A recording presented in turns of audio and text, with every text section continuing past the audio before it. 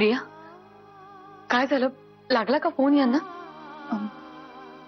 हो, लागला. मग काय म्हणाले? नाही मंजिरी, त्याचा फोन त्याने नाही उचलला. प्रिया, प्रिया काय झालंय? तू खूप टेन्शन मध्ये दिसतेस. प्लीज, हे बघ, ते नीट आहेत ना? त्यांची तब्येत ठीक आहे ना? काय झालंय मला प्लीज सांग. नाही, तो तो व्यवस्थित आहे. मंजिरी, सत्यजितचा फोन अनघा राजेंनी उचलला होता.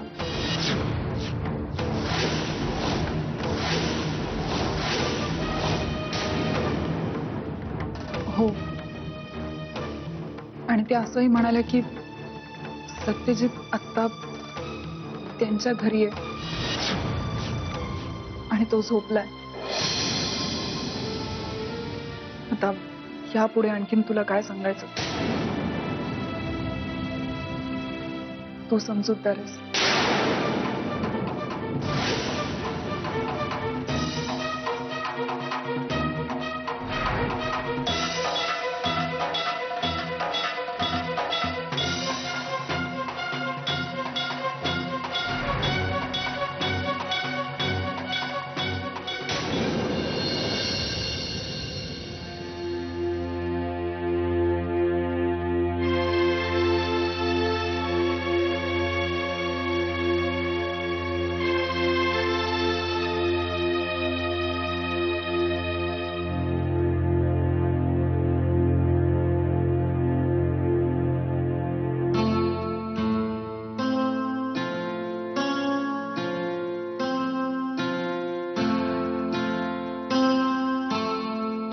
Good morning. Good morning. I am very sorry Mrs राजे. मी इथेच, मला कळलंच नाही माझा कधी डोळा लागला ते. I am very sorry. It's okay. तुम्हाला गरज होती शांत झोपेची आणि आय थिंक काल तुम्हाला ती मिळाली. चहा आणू? आणि एक रिक्वेस्ट होती. मला मला प्लीज मिसेस राजे नका म्हणू, अनघाच म्हण. कसं आहे, उगाच नावांचं कन्फ्युजन नको. आणि शिवाय काल रात्री नंतर आपण मित्र आहोत एवढं तर होऊ शकते, हो ना? नाही सॉरी, म्हणजे काल रात्रीसाठी सॉरी. हे मित्र मैत्री या सगळ्या गोष्टींवर आता विश्वासच उरला नाही माझा. नकोच ते. सत्यजित, काय झालंय सांगशील?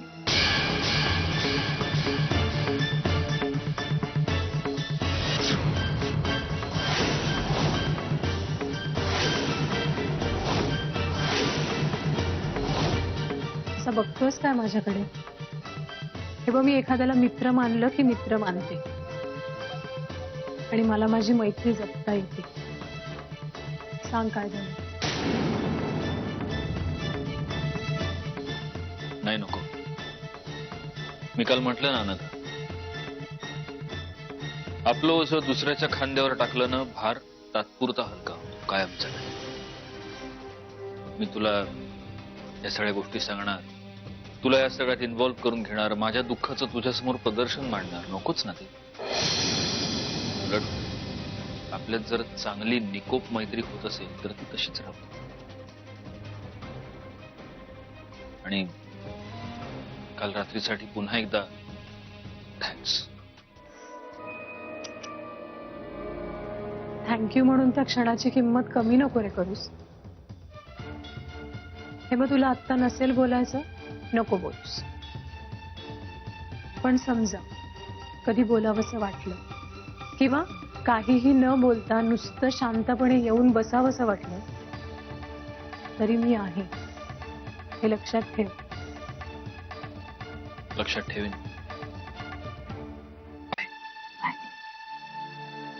सत्यजित, फोन.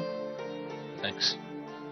सत्यजित, काल रात्री प्रियाचा फोन आला होता तुझ्या फोनवर 2-3 वेळा. आय एम सॉरी, पण मला रिसीव्ह करावा लागला फोन.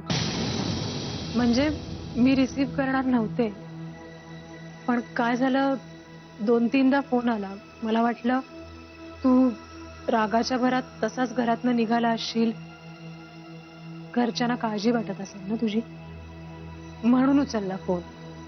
मी सांगितलं तिला की तू इथे झोपलायस म्हणून, आणि हेही सांगितलं की मिसेस मुधोळकरांना याबद्दल काही सांगू नकोस म्हणून. नाही अगं अनघा, त्याची खरंच काही गरज नव्हती. प्रियानी जर नसेल सांगितलं तर मी सांगेनच ना आता घरी गेल्यावर. सांगायलाच पाहिजे. बाय.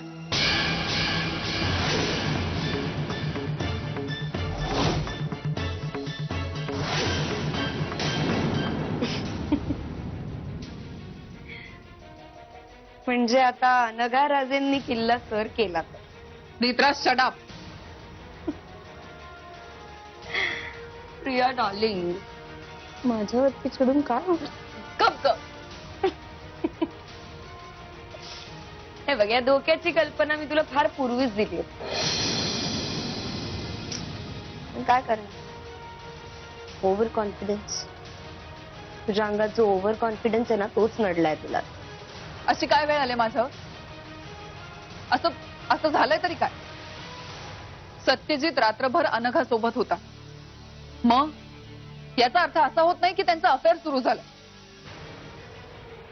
पण सुरू होऊ शकतं ना. एका सुंदर बाईच्या, खास करून विधवा बाईच्या प्रेमात पडायला कितीचा वेळ लागतो कनवाळू माणसांना. आणि आपले सत्यजित दादा किती कनवाळू आहेत माहिती आहे ना तुला. नेत्रा बास. सिंपथी ग. पण सत्यजित दादांचं एक बरं, त्यांचं कधीच कुणा वाचूनच काहीच अडत. आपली सोय बरोबर लावून घेतात. बघ ना, मंजिरी वहिनींकडनं त्यांना सुंदरशी गोड मुलगी मिळाली. फावल्या वेळात दुःख झालं तर आधार द्यायला आता अनघा राजे आहे. आणि तू काय, त्यांना जे हवंय ते खैरात म्हणून वाटायलाच बसली होतीस ना. त्यामुळे आता सत्यजित दादांची 5 उंगलिया घी में आणि सर कढाई में अशी अवस्था झाली. मला नाही वाटत आता एखाद्या पाय पुसण्यापेक्षा जास्ती किंमत असेल तुला. नेत्रा बास झाला आता. गप्प बस, नाही तर जीव घेईन तुझा. प्रिया दादा, सोना, माझा जीव घेऊन काय होणार? हे गप. सोना ऐक ग, माझा जीव घेऊन काय होणार आहे, काय मिळणार आहे? उलट एक चांगला फ्रेंड, फिलॉसॉफर, गाईड गमवूनच बसशील. आणि मला मान्य आहे की माझे सल्ले कानाला गोड वाटत नाहीत, पण ते योग्य असतात. आणि तेच जास्ती महत्वाचं.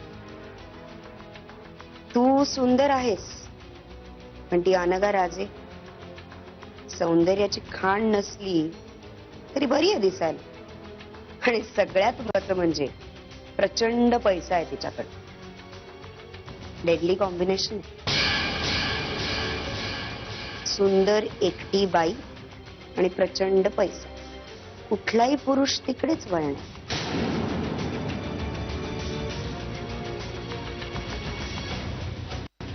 म्हणून सांगते, आता तू तुझी काहीतरी वेगळी सोय बघ बाबा.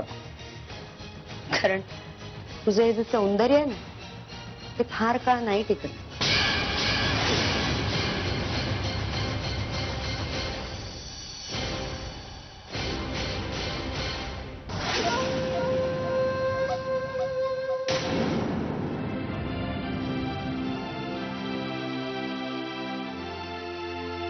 चला आता दुधाबरोबर हे लाडू संपायचे 2 तरी.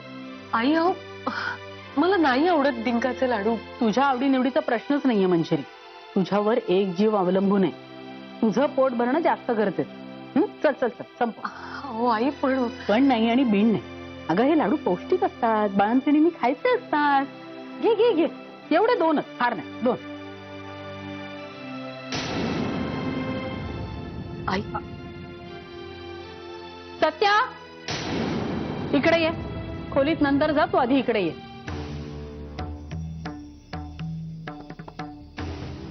काल रात्री कुठे होतास तू?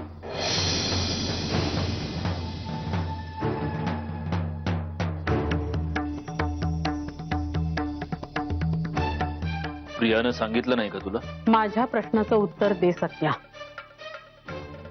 अनघाकडे होतो.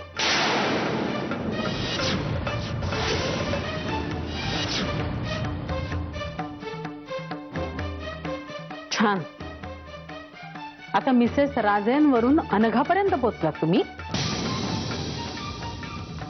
लाज नाही वाटत स्वतःच्या आई समोर आणि बायको समोर हे सांगायला की परक्या बाईच्या घरात मी रात्र घालवली?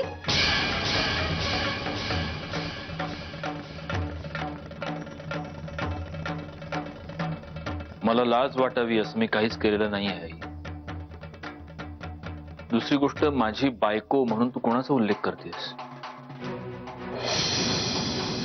कारण मला तसं इथे कोणीच दिसत नाही. काल मन खूप कोंडल्यासारखं झालं होतं. घुसमट होत होती. कोणाशी तरी बोलावंसं वाटत होतं म्हणून मी गेलो होतो अनघाकडे. तिच्याशी बोललो, मोकळं वाटलं. सगळ्यात महत्वाचं म्हणजे बऱ्याच दिवसांनी शांत झोप मिळाली. तुला जसं वाटतंय ना तसं काहीच गैर घडलं नाही आई. मग मला लाज कशी वाटणार? तुला वाटणार नाहीच रे, कारण तू जे करतोस ते योग्यच करतोस. आणि आम्ही सुद्धा त्याला योग्य असं समजून तुझी वाहवा करावी असा हट्ट असतो तुझा. नाही नाही, माझा अजिबातच तसा हट्ट नाहीये. मी माणूस आहे, मीही चुकू शकतो, चुकतो. पण आजपर्यंत मी जेव्हा जेव्हा चुकलोय तेव्हा निदान तुझ्याकडे तरी प्रामाणिकपणे मी ते सगळं येऊन कबूल केलं आहे, नाही का? सगळं. हा, तर जो प्रश्न तू मला विचारलास तो जर तुझ्या शेजारी बसलेल्या या बाईला विचारला असतास तर कदाचित आपल्या सगळ्यांवरच ही वेळ नसती आली. कारण बाहेर ख्यालीपणाचं घाऊक कॉन्ट्रॅक्ट तिनं घेतलंय, मी नाही.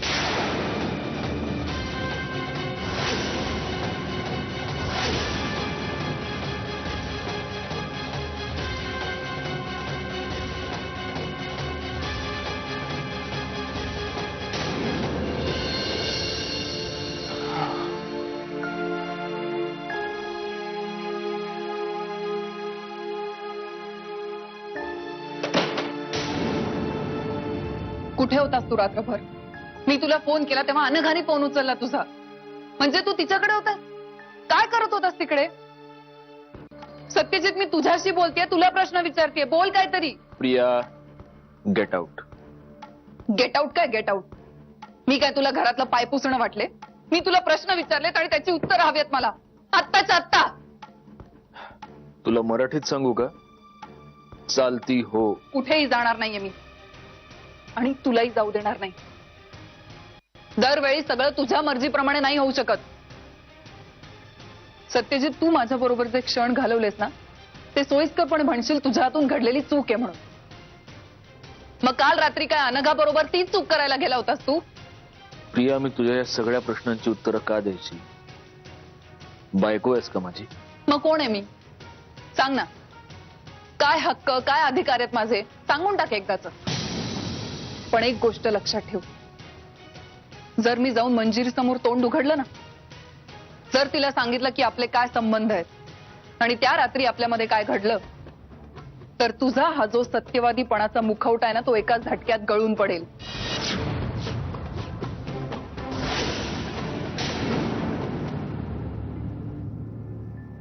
सत्यजितने आता सगळ्याच मर्यादा ओलांडल्यात. अरे त्याला काय वाटतं? त्याने काही केलं, कसंही वागलं तरी आम्ही निमूटपणे खपवून घ्यायचं? नाही जमणार आहे आता ते. नाही म्हणता म्हणता हा वडिलांच्याच पावलावर पाऊल टाकतोय. पद्धत वेगळी पण वागणं तेच. आई, तुम्ही शांत व्हा बरं थोडं. कदाचित ते म्हणतायत तसंही असेल. तेही केवढ्या टेन्शन मध्ये आहेत सध्या. मे बी त्यांना वाटलं असेल की आपलं मन कुणाकडे तरी मोकळं करावं म्हणून. घरातली माणसं काही मेली आहेत का मंजिरी? आमच्यापाशी मन मोकळं करावं ना. नाही, हे काही कारण नाही. आणि तुला सहन करायचं तर तू कर, मी करणार नाही.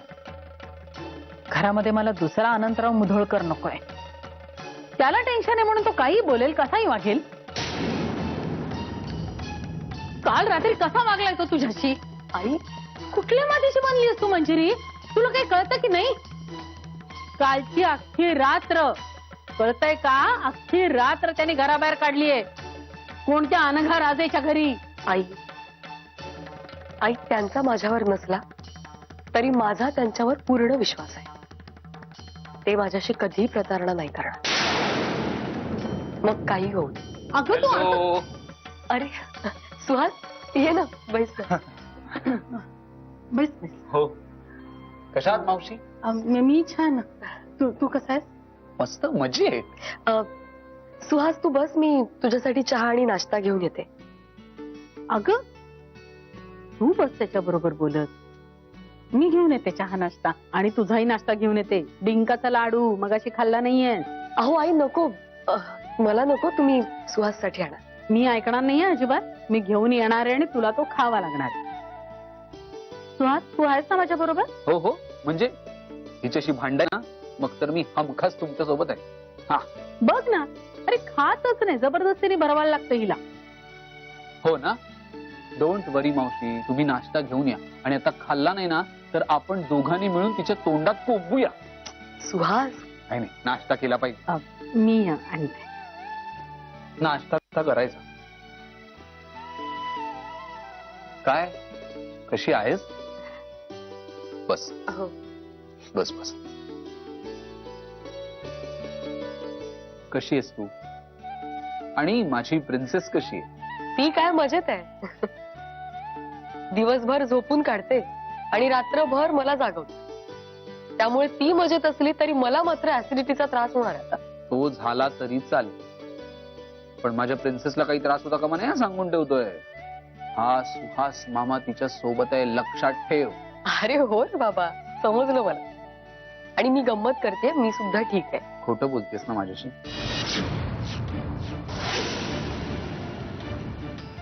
मंजिरी, तुझ्या मनातलं दुःख तू कितीही लपवून माझ्याशी बोलण्याचा प्रयत्न केलास, खोटं खोटं हसत मुखाने माझ्याशी वागण्याचा प्रयत्न केलास, तरी मला ते कळतं.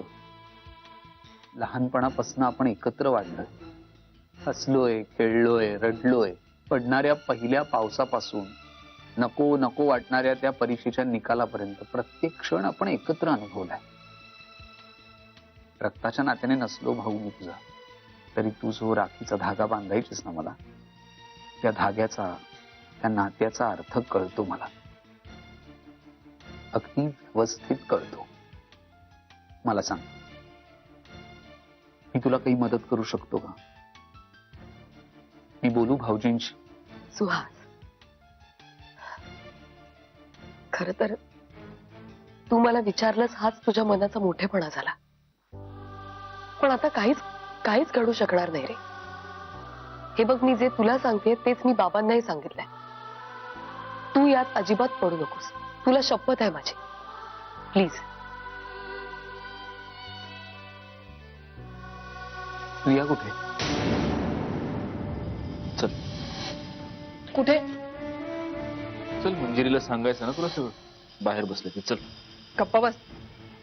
चल. सत्यजित, चल. सत्यजित काय करतोय? हे बघ, तुला महागात पडेल. सत्यजित, सोड मला. सत्यजित. मस्त आहेत पोहे. आवडले ना? बरं, मंजिरीच्या काकू काय म्हणताय? First class. आता काय, शिवराज काका पण परत आले इंदोरवर ना, त्यामुळे काही प्रॉब्लेमच नाहीये. राजा राणीचा उत्तम संसार चाललेला आहे. मी जातो मध्ये मध्ये कधी कधी थोड्या. सुहास पण आलाय आता, तर बोलच प्रिया. त्या काय चालवलंय ते? काय नाही, प्रियाला आपल्या सगळ्यांशी काहीतरी बोलायचं. बोल. आता तू हिच्या मागे का लागलाय? अगं मागे कुठे लागलोय? प्रियाला आपल्या सगळ्यांशी काहीतरी बोलायचंय. बोल.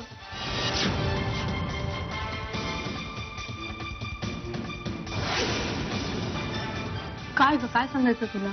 बोल ना. नाही, काय नाही. म्हणजे मावशी, आमचं आता लग्न ठरलंय तर त्याची सगळी तयारी लवकरात लवकर करायला पाहिजे.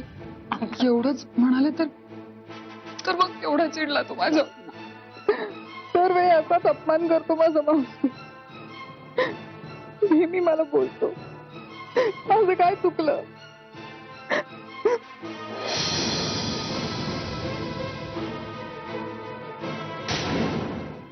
मधुरा, माझं पाकिट आणि रुमाल कुठे आहे?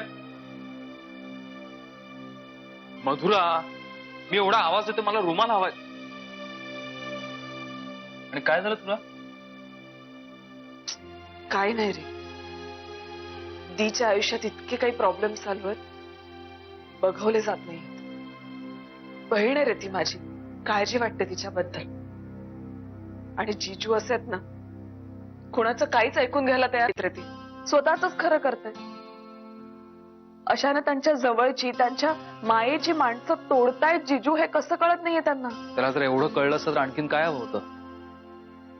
वहिनींसारखी बायको आहे, एवढी गोड मुलगी आहे, सुख पायाशी लोळण घेत असताना याला दुःखाचे डोहाळे लागलेत. मधुरा, सत्यजित माझा मित्र आहे ना, म्हणून जीव तुटतोय. दीदीचं हे असं पाहिलं ना की खूप भीती वाटते रे विहंग, जीव घाबरावतो. मधुरा, शांत हो. हे बघ, असं काही होणार नाही. आपण सगळे आहोत ना वहिनींच्या सोबत. हा, आणि तू एवढी धीट आहेस, सत्यजित बाकी कुणाला नाही, तुला नक्कीच घाबरेल.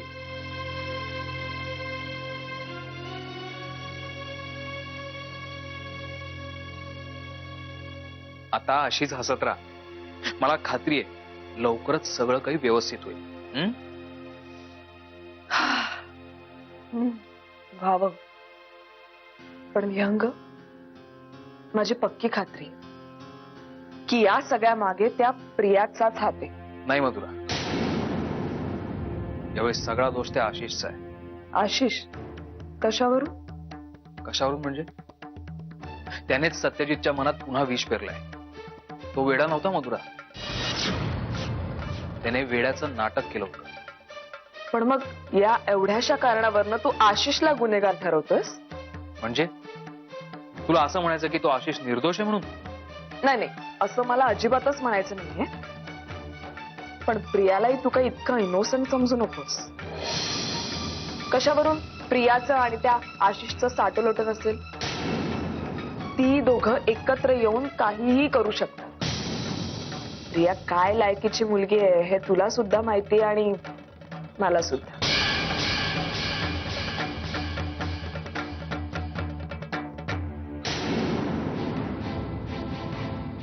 बरोबर बोलतीस. या गोष्टीचा मी विचारच केला नव्हता.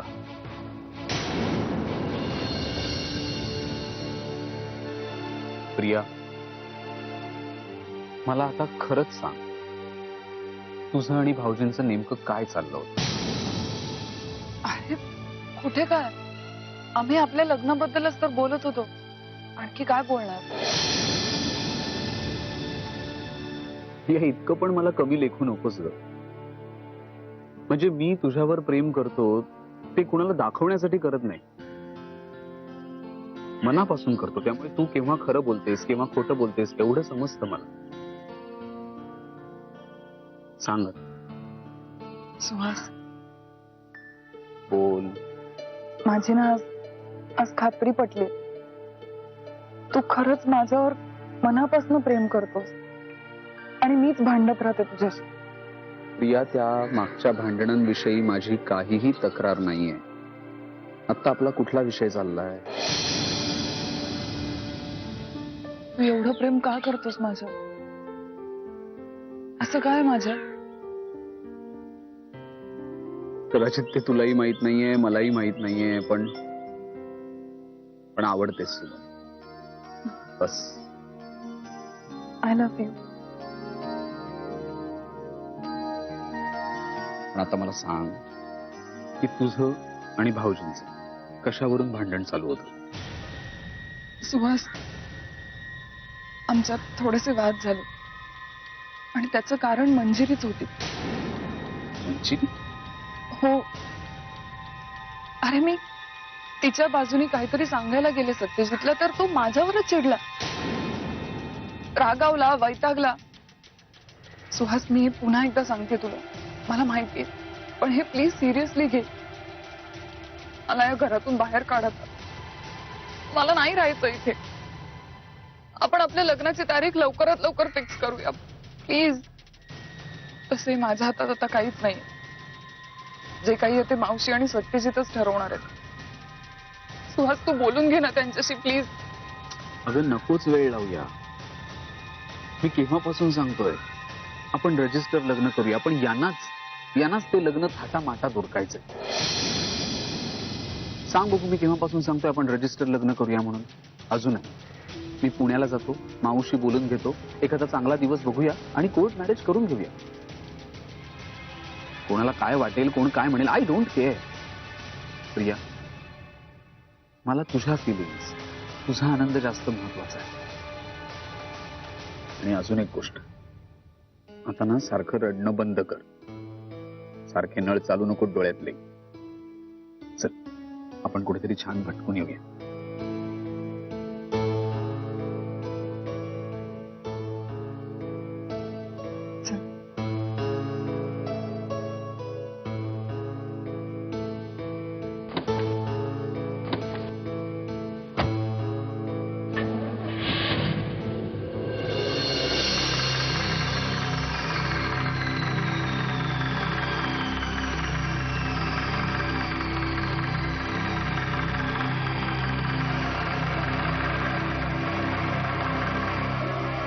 संख्ये जी काय चाललंय हो तुमचं? साहेब, बाबांना धूप दाखवतोय आणि त्याच धुपाने डास वाढलेत ना, त्यांचा खात्मा करतोय साहेब. डासाचं काय घेऊन बसला तो तुम्ही? अख्खा पाऊस पाठा आहे आम्हाला त्रास द्यायला. साहेब, एक सांगू? बोला. साहेब, तुम्ही या सगळ्यांना ठार करा साहेब. तुमचं चिंतन वाढलंय संख्ये. जी तुमचं चिंतन निश्चित वाढलंय. जी जी. तोच प्रयोग करून पाहतोय आम्ही. आमचा शत्रू नंबर 1 सत्यजित मुधोळकर, त्याचा पार्टनर गोरा गोमटा व्यंग भोसले आणि मोतीवाल्या बाई. साहेब, एक सांगू? साहेब, एवढ्या लोकांना मारायचं म्हणजे खूप वेळ लागेल साहेब, निदान वर्षभर तरी. इथं मात्र तुमचं चिंतन कमी पडत असेल.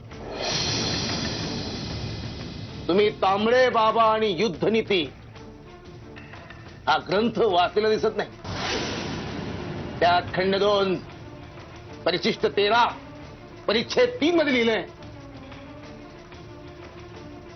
सायकलची रांग असते ना, सायकल स्टँड,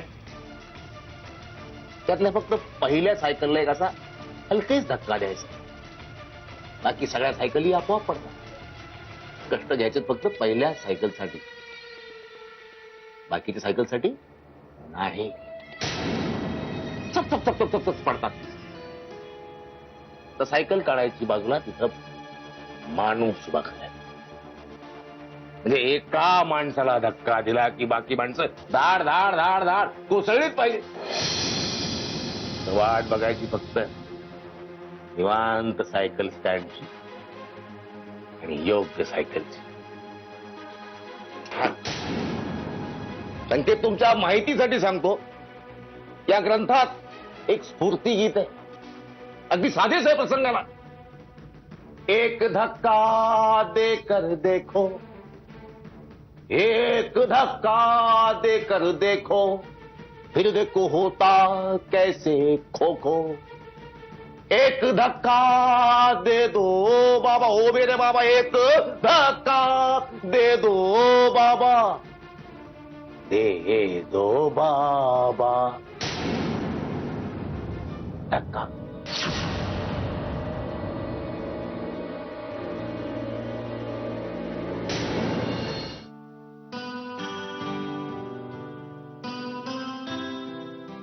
चणे शेंगदाणे चणे शेंगदाणे पण मला खरंच कळत नाहीये चणे की भाऊजी हे असं विचित्र अचानक का वागायला लागले. म्हणजे ते रागीट डोक्याचे आहेत, तापत आहेत, हे सगळं मी ऐकून होतो. पण हे जरा विचित्र वागणं त्यांचं अतिच होत आहे. अति तर आहेच, पण तुला एक सांगू का, मला या वागण्याची सवय आहे. त्यामुळे काही वेगळं वाटतच नाही. आणि तू असं त्यांना कितीसं ओळखतोस, जे तू त्यांच्याबद्दल असं जजमेंट करतोस. No no, I am not being judgemental. मला फक्त जे वाटलं ते मी शेअर करतोय बस. तशी आमची काय आत्ताचीच ओळख आहे. तुमच्या घरी आलो तेव्हा पहिल्यांदा मी त्यांना भेटलो. पण भेटून भेटून माणूस थोडाफार तरी ओळखता येतोच ना. नाही सुहास, अशी माणसं अजिबात ओळखता येत नाही. कारण अशी माणसं आतल्या गाठीची असतात. खायचे दात वेगळे आणि दाखवायचे वेगळे असं असतं. आणि सत्यजितचं सुद्धा असंच आहे. जगाला दिसणारा मुखवटा वेगळा आणि आतला खरा चेहरा वेगळा. तुला माहितीये, ज्या प्रकारे सत्यजित मंजिरीशी वागतो ना, त्याच्यावरनं एक अर्थ सरळ आहे. त्याला मंजिरीशी कधी लग्न करायचंच नव्हतं. What are you saying? हो, हे खरं आहे. कारण मंजिरीचं स्थळ शालिनी मावशीने आणलं आणि मग सत्यजितला भाग पाडलं मंजिरीशी लग्न करायला. कदाचित असंही असेल, सरनाईक काकांची अमाप संपत्ती आणि प्रॉपर्टी बघून त्यांनी लग्न करायचा निर्णय घेतला. कारण तुला माहिती नसेल कदाचित, पण सत्यजित सगळ्यात आधी हाडाचा बिझनेसमॅन, कठोर हृदयाचा. आणि तो जेव्हा एखाद्याला कन्व्हिन्स करायचं ठरवतो ना, तेव्हा तो काहीही करून त्या माणसाला कन्व्हिन्स करतोच. मग त्यावेळी तो जिभेवर अशी काही साखर पेरणी करतो आणि समजुतीचे असे काही डोस देतो की नंतर आपल्यालाच असं वाटायला लागतं की आपणच कुठेतरी चुकतोय. You R right. कारण मला सुद्धा हा अनुभव आलेला आहे. म्हणजे तुला सुद्धा पटतंय ना मी काय म्हणते ते? हो ना, पटतं ना. नाही पण प्रिया, मला सांग की त्याला मंजिरीशी लग्न का करायचं नव्हतं? काय कारण काय होतं? त्याच्या आयुष्यात कोणी दुसरी मुलगी होती का? होती. त्याच्या आयुष्यात एक मुलगी होती. मी तुला सांगू, तू रागवणार नाहीस ना माझ्यावर? मी कशाला रागवीन, सांग. त्याच्या आयुष्यात एक मुलगी होती जिच्यावर तो खूप प्रेम करायचा. प्रेम काय, आपण असं म्हणू की तो वेडा होता त्या मुली मागे. कोण होती ती मुलगी आणि काय झालं तिथे? फिसकटलं कशामुळे? फिसकटायला आधी जुळायला पाहिजे ना. सत्यजितचं प्रेम एकतर्फी होतं. एकतर्फी प्रेम होतं? कोण होती ती मुलगी? मी.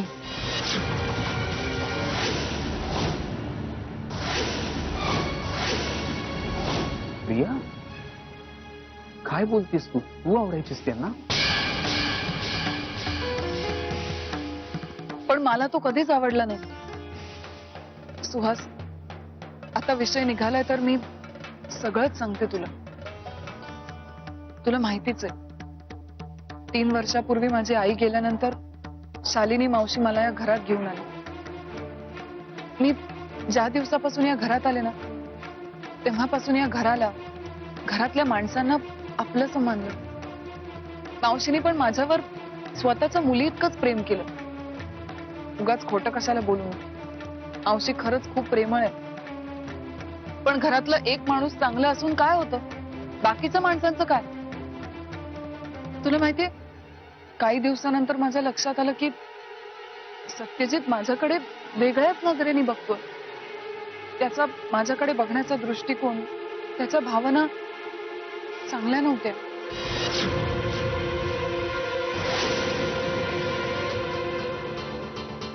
नाही, मला माहितीये त्यावेळेला तुझा खूप कोणमारा झाला असेल. No, I can understand. Suhas, त्याने कितीतरी वेळा या गोष्टीची जाणीव करून द्यायचा प्रयत्न केला मला. अरे अगदी लग्नाच्या दिवशी जेव्हा तो कोल्हापूरहून पुण्याला जायला निघाला होता, त्याच्या आदल्या दिवशीपर्यंत तो मला कन्व्हिन्स करायचा प्रयत्न करत होता की मी त्याला हो म्हणावं. आणि तू त्यांना कधीच प्रतिसाद दिला नाहीस? अरे मी प्रतिसाद कसा देणार? मी तुला सांगितलं ना, मी त्या नजरेने त्याच्याकडे कधी बघितलंच नाही. तसा विचारच नाही आला माझ्या डोक्यात कधी. मग मी काय करणार? नाही, आय एम सॉरी. म्हणजे मी तुझ्यावर अविश्वास दाखवून तुला असं काहीच विचारायला नको. नाही सुहास, चूक तुझी नाहीये. तुझ्या मनात एक प्रश्न आला तो तू विचारलास. ह्या सगळ्यात चूक सत्यजितची आहे. आणि तो हे कधीच मान्य करणार नाही. आणि मग तरीही सत्यजितचं मंजिरी बरोबर लग्न झालं. लग्न तर झालंच, पण तो मला मनापासून कधीही विसरू शकला नाही. आणि याच गोष्टीचं फ्रस्ट्रेशन, मी दिलेल्या नकाराचं फ्रस्ट्रेशन तो सतत मंजिरीवर काढत राहिला काय अजूनही काढतो. आणि फक्त तिच्यावरच नाही, ही गोष्ट कितीतरी वेळा त्यांनी मलाही बोलून दाखवली. हे जे तो माझ्याशी वागतो ना, तोडून बोलतो, चिडचिड करतो, ह्या सगळ्याचं कारण तेच आहे. जे त्याला हवं होतं ते त्याला कधी मिळालंच नाही, म्हणून त्याचा जळफळाट होतो. पण प्रिया, तू हे सगळं मला आधी का नाही सांगितलंस? सुहास, सगळं करून सावरून नामा निराळ्या होण्यात तरबेज येतो. आणि मला माझं रडगाणं तुझ्यासमोर नव्हतं ऐकवायचं. तू मला काय विचारलं होतंस? माझ्या आयुष्यात तुझ्या आधी कधी कोणी होतं का? माझं उत्तर अजूनही तेच आहे, नव्हतं. प्रिया, अगं सुहास, माझ्या आयुष्यातली तुझी जी जागा आहे ती मी याआधी कधी कोणाला दिली नव्हती. सत्यजितने ती मिळवण्याचा खूप प्रयत्न केला, पण मी ती त्याला नाही दिली. आणि हीच गोष्ट सलते त्याला. पण सत्यजितचं आणि मंजिरीचं लग्न झाल्यानंतर मला मंजिरीबद्दल खूप वाईट वाटतं. मला तिची गुन्हेगार असल्यासारखं वाटतं. कारण मी दिलेल्या नकाराचं फ्रस्ट्रेशन तो तिच्यावर काढतो, माझ्यावरही काढतो. पण मी जाऊ दे, असू दे म्हणून सोडून देते. अरे पण तिची बिचाऱ्याची काय चूक आहे? तिने हे सगळं का सहन करायचं? मला तिची अवस्था नाही पाहवत आता. आणि म्हणून मी तुला सांगते, विनवण्या करून सांगते की प्लीज लवकर मला या घरातून घेऊन चल. मी आता नाही राहू शकत इथे. म्हणून मी एंगेजमेंट साठी सुद्धा एवढी घाई केली आणि आता लग्नासाठी सुद्धा करते. सुहास, प्लीज प्लीज घेऊन चल. कारण जशी लग्नाची तारीख लांबेल ना, सत्यजित माझं जगणं आणखीन आणखीन कठीण करेल. सुहास, प्लीज ऐक माझं, प्लीज.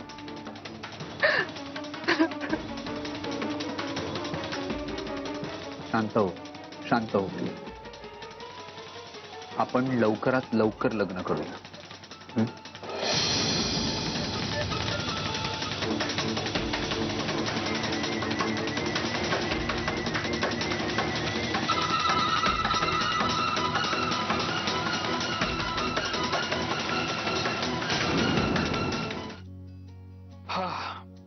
चला स्वीट हार्ट, मी ऑफिसला जाऊन येतो.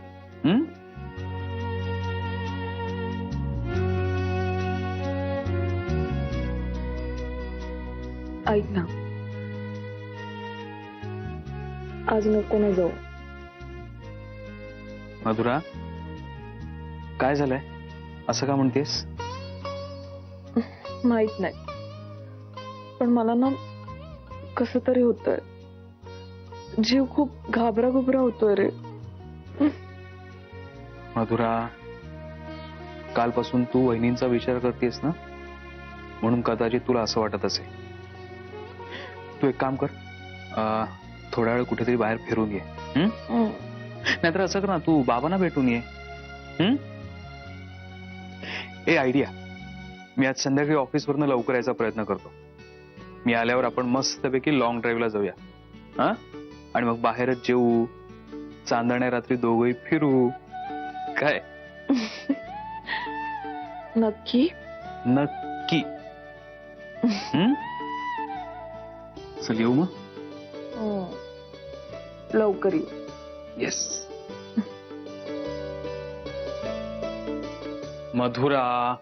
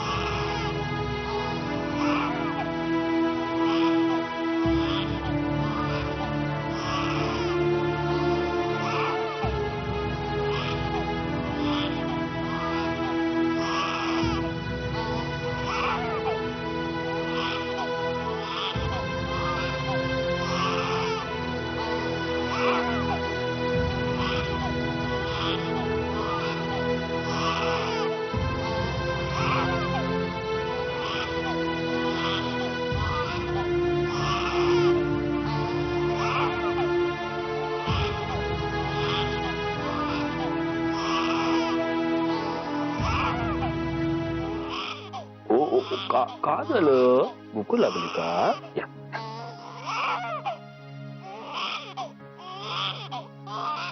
नका रडू, नका रडू, नका रडू, नका रडू.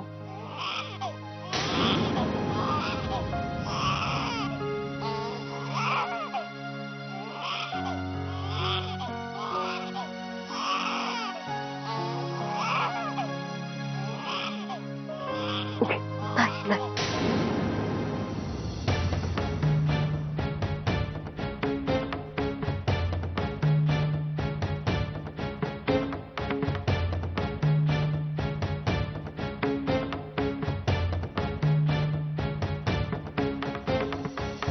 हॅलो, संकल्प प्लेसमेंट एजन्सी. नमस्कार, माझं नाव सत्यजित मुधोळकर. मला माझ्या बाळासाठी गव्हर्नन्स हवी आहे.